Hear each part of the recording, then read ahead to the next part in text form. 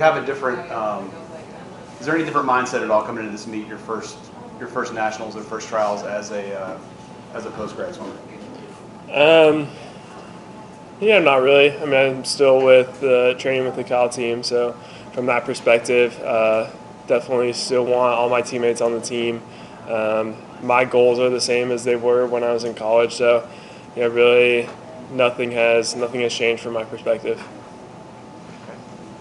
Go ahead and take questions. So it's official now, you signed with Speedo. How does that feel to come into this meet and have them behind you and a sponsor being pro? Yeah, it's a big, it's kind of like a big weight off your shoulders.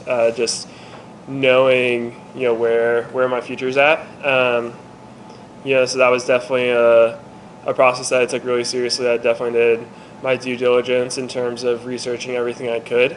Talked to a lot of people, and ultimately came to what I felt was the best decision for me. So definitely super excited with that, and excited for the future with Speedo.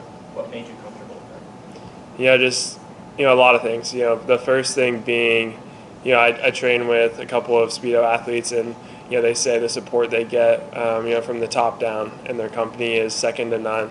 The resources they have to market is second to none. The amount of resources they put into research and development is really incredible, and their willingness to let me be a part of that process was also a big factor for me. So just a lot of different factors. I could probably go on for like another 10 minutes, but those were kind of the big ones for me.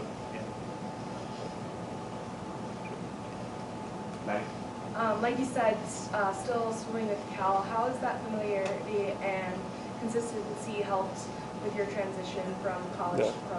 I mean, it's awesome, and especially having coaches that have helped guys through that transition before. Dave has been a huge resource for me in terms of making that transition, because he went through it with Nathan, went through it with Tom. Not as much so with Missy, but he sees a lot with Missy and Josh and Jacob. So he has a wealth of knowledge in terms of making that transition, what works, what doesn't work, what you need to focus on. So he helps me a ton in terms of dealing with the stress of that type of move. And can't thank him and Yuri enough for just being so supportive throughout the whole thing.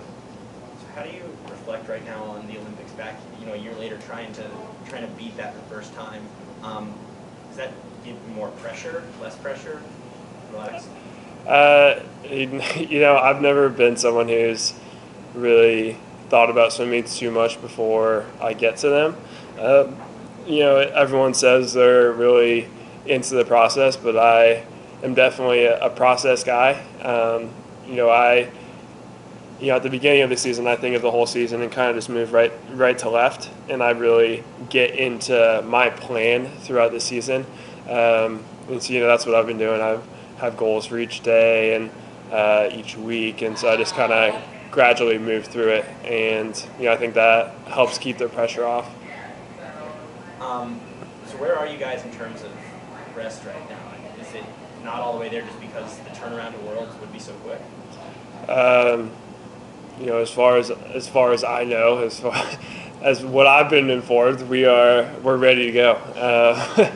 So that'd be a question for Dave and Yuri if they see after this or whatever. I mean, ask them at the end of the meet if we were totally rested. But I think from my perspective, I feel like we're going 100% for this. Got to make sure we make the team, and then we've always done really well with double tapers, so I'm not worried about that. So you mentioned how the season's such a process where you just kind of keep going. But did NCAAs shake your confidence a little bit just because you weren't where you were last year? Yeah, definitely. I think coming off that meet, a lot of different things were running through my head, and I kind of just like sat down. Looked at things I did right, looked at the things I did wrong, and made some adjustments in terms of technique, lifestyle coming into the long course season. Anything else for Ryan? All right. Sweet. Thanks, man. Thank you guys.